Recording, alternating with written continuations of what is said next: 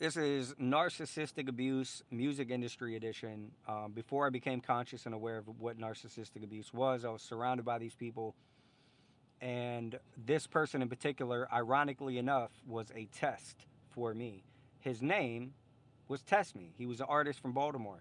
And and now he goes by Test. But back in the day, there was a promoter who I was doing some shows with who was a mutual of his, and he ended up coming across my music, whether by her or by seeing me online. And I knew of him. He had a buzz in the city. He was doing his own thing. He had some songs on the local radio station and stuff like that. So he was definitely doing his thing, and I was aware of who he was. So when she was like, "Hey, so and so wants to do a song with you," I was all about it. I was like, "Oh, that's fucking awesome! Like, let's go." So we went to his studio. He invited me. We did a song. The chemistry seemed like it was there. It seemed like we worked effortlessly together. Put out a record, and then he welcomed me to come back the very next day, and it just continued to happen. Like every day, I kept coming back, kept showing up, and we kept working. And he found out I produced and engineered, so he's like, if you want to use the studio to run some sessions and make money, you can do that. So I was like, hell yeah, that's fucking awesome. So I was making beats for him. I was mixing for him. I was making beats for other people. I wasn't charging because I thought I was a part of something. Certain people I was charging for sessions, but like for production, there was people in the group. I was just, yeah, I'll make you a beat. Yeah, I'll record you. Yeah. But I realized it was very one-sided after a while. And there was a few red flags that I missed that looking back, hindsight's 2020, that I should have noted as red flags. Like some of the people that were consistently coming around as his friends, his brothers, whoever, he would treat them like shit in certain aspects. He would treat them like shit. He would dog them out in front of people, dog them out in front of strangers for not cleaning the studio properly or whatever. And if he was treating these loyal people that badly, it was only a matter of time before he started to treat me that badly. But I didn't think about that in that time. I was just like put on a pedestal at that moment. So I was being treated as this new shiny toy that he had gotten. You know, hey man, look at this, my artist. He sings, he can produce, blah blah blah blah blah. So I was meeting people, and I felt good because I felt like I was a part of something. But then became some things that started to happen that was like rubbed me the wrong way. Like he needed a music video girl. He needed like a model for one of his videos. I had recently broken up with one of my exes who also knew the same promoter that linked us up. And so I kind of got double whammied in this situation. He used one of my exes in his music video, knowing that I had just broken up, knowing I wasn't comfortable with that. And so I kind of got fucked twice by my ex, knowing that I hang out with this dude now, and by him, like using my ex. Like there's hundreds of other girls you could have used. So that should have been like, man, I don't know about this guy. And then, I still like let it go, whatever, kept going.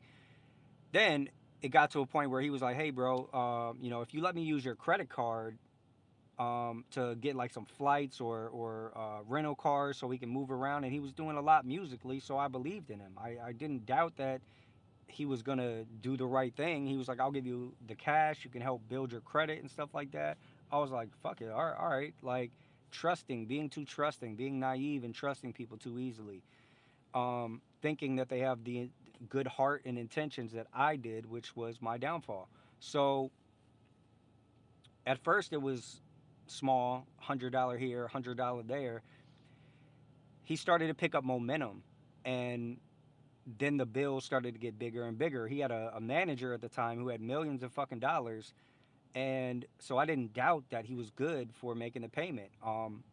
Eventually, that bill got up to $15,000, and I was like, "Hey, I need to start paying this down."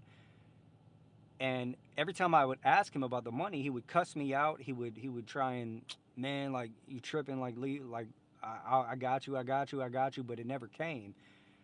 And then I started to kind of hassle him even more about it. He knew I wasn't going to fight him. He knew I wasn't going to become aggressive about it. I was struggling with my own self worth and confidence at that time anyway. He knew that, but he had cash on him almost daily.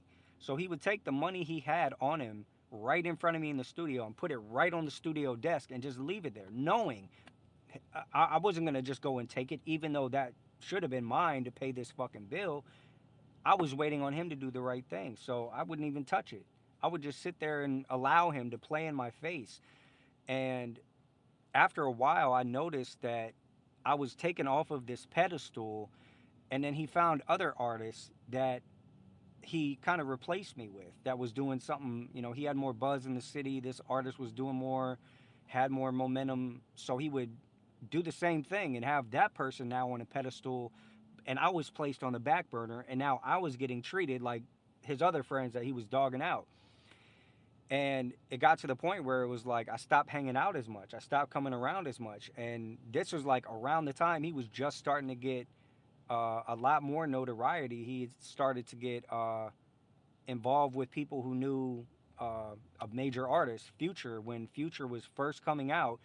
And he had song after song on the radio. He was all over the place. It was like every other week he had a new single, and he was like the hottest fucking thing in the world.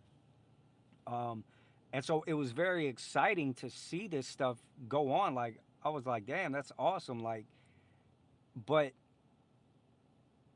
I didn't stop asking about the money, but I was like, I just kind of was backing out a little bit and doing my own thing. It finally got to a point where I was like, bro, I really need you to help pay this fucking bill. And he was like, go ask this manager. So I go and ask the manager, and he looked at me and was like, I never said I was going to pay that. And then I looked at Tess because he was right there, and Tess just kind of sat there with this stuck face, like I got fucked in this situation or something. I don't know. So I was like, this is stupid. So again, I stopped hanging out as much. And then one day we were in the studio, and he had said something about he doesn't owe anybody anything. And I said, what? You don't owe anybody anything? And he said, no. He looked me right in my face and said, I don't owe anybody shit. And I was like, you know what? Fuck you. Fuck all of these people. Like, and all the friends were like, man, you just need to chill. You just need to forgive, bro. And all this stupid shit. And I was just like, bro, you don't know what the fuck you're talking about. This man owes me 15 bands. And it's like, that's fucked. So I stopped hanging out with this person. And then later, he would still come and find me, reach out to me, and he would want me to like see if the door was still open, and ask me to mix his records still. And because I'm a fucking idiot, I would still mix his records for free because I believed in him, because I had genuine love. Like I met his fucking family, he met my family. I'm thinking this is my friend, this is my boy. You don't treat people like that. You don't do people like that. And um but after a while, I was like, I was completely done. I was like, this man, he's not going to change, and that's what it is. And then years later, I ended up homeless, and I ended up reaching out. I was like, yo, fuck you, give me this money that you owe me. And he was like, it hurts, don't it? Like, what? This motherfucker wants to hurt me? He's like, it hurts, don't it? And he started making songs, talk about get even, and like all this fuckboy shit, and talking about like, if you ever, stop playing with me, I'm gonna have somebody beat you up and piss on you and shit and videotape it. And then I don't know who the fuck he was around at that point, but he had people, I think, find out how to hack into my phone. So it's like there's a lot of fucked up people in this fucking world, and the music industry is one of those places where it is a dog eat dog world, and nobody gives a fuck about you for being a kind-hearted person. It's ruthless, it's cutthroat, and I've sat for so many years in this despair and this depression of like, damn, how could somebody do me that dirty? Like, I had love for this person, and not a single one of these people I considered a friend or a brother had my fucking back. And then they start adding me on fucking social media years later, like recently, and they're all around these big people in Atlanta, like fucking big producers, Jazzy Faye, all these people, man. As a writer, producer, artist myself, I felt like I should have been involved in this shit, but I stepped away because I was being treated unfairly at the moment that they were rising to the top. Like,